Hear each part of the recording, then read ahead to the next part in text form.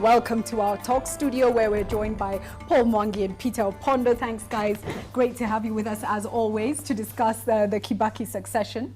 And of course, we're looking at the ICC and its impact. Let's begin with the effect, if indeed the charges are confirmed. What does that mean for the careers, specifically of obviously William Ruto and Uhuru Kenyatta? Paul, let me begin with you. I think the moment if the charges are confirmed and then they become criminal suspects and accused persons, the first immediate thing will be a loss of glamour.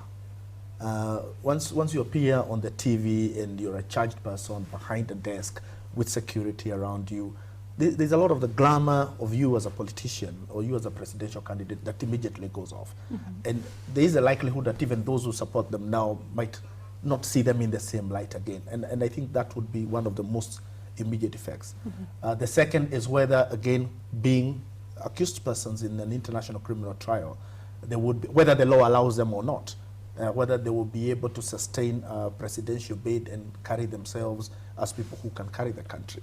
And we said last week that legally there's nothing that prevents them.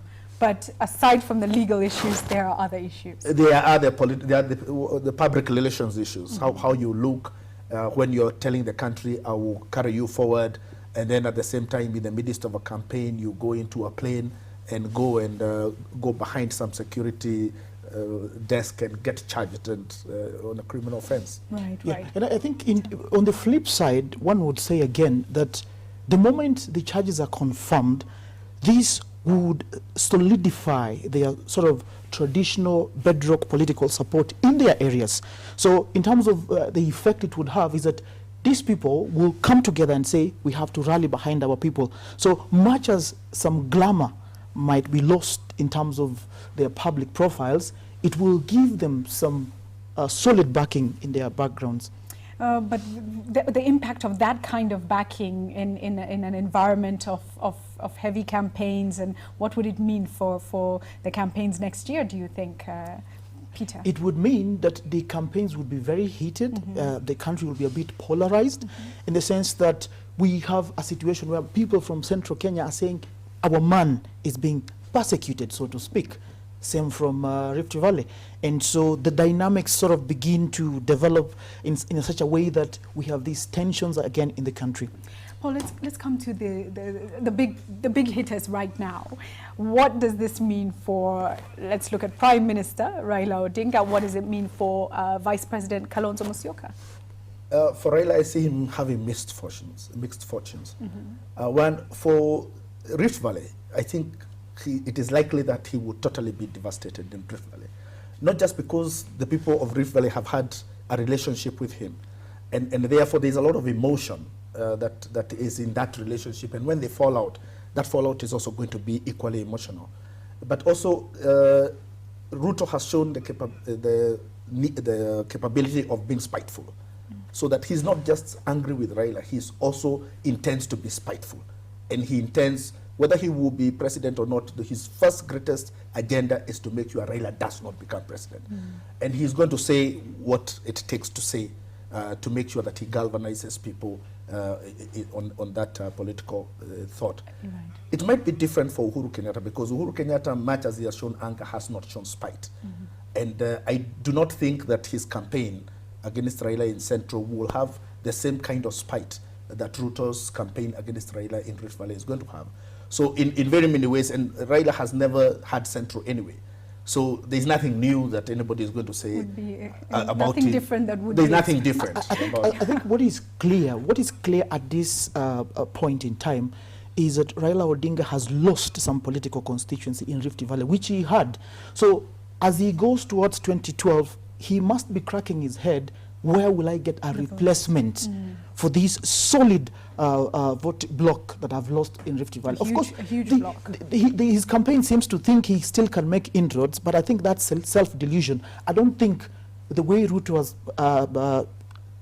ratcheted up the rhetoric, Raila can still say he has some political support in Rift Valley. Let's look at Kalonzo Musyoka and the interesting dynamics here. We had this team of three who seem to be, and it all seems to have fallen apart. What's the likely impact on him?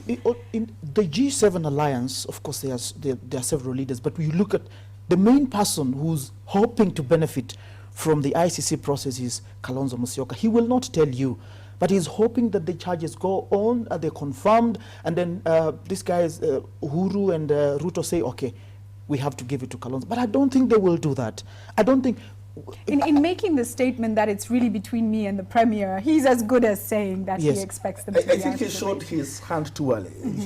His political benefit is so blatantly consequential to the misfortunes Right, of of others. others. His two partners. So to Yes, speak. and that even they themselves have begun to feel as if he will benefit so much that you don't even trust him anymore, not to be even somebody who will work or pray for that misfortune to happen. And they have kind of started moving away from him. Who then is the alternative? The thing we have to say is that the G7 alliance has plan A. Plan A is to go for primaries and probably get the best, which I don't think will happen. Plan B is to have a deal and say we're going to field one candidate. Kalonzo would be hoping it works that way. It will not. Plan C is to go for the alternative candidates. And that's where you have to look at people like Raphael Tuju are coming up, people like Eugene Wamalwa. You have to ask yourself, okay, if matters come to a head and Uhuru Kenyatta is not in the presidential ballot, William Ruto is not in the presidential ballot, who will they be going for? I see they're campaigning on a generational change platform.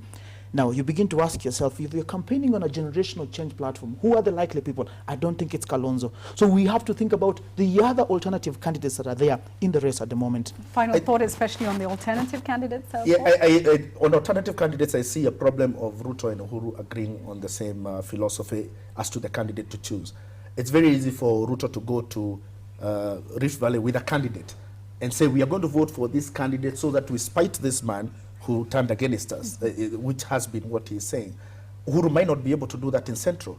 He cannot come and give them a candidate and say, vote for this guy so that we spite the other guy. They will possibly want more. They want to say, yes, can this guy be a leader? What does he have? This is not our agenda. This is not our agenda. This? We want a leader. Right. And because of that, the two might have a very big problem actually agreeing on who the candidate is going to be, because their game plans for the future president of Kenya is different. Ruto has his own game plan and Uhuru has his own game plan. And I don't think they have met in the middle about what they Very really quickly, we've got to wind up. Give me the person you think will gain most out of all of this.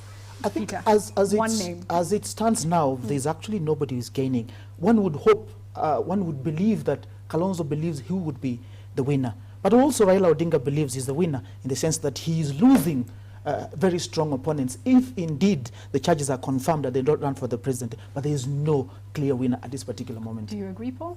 I think the people who will benefit most, at the moment it's not possible to put a name to it, but the wild cards. Okay, those alternative candidates. Those alternative candidates. So the Raphael Tujus, Tujus, the Wamalwas. The Wamalwas. Yes. One of them is going...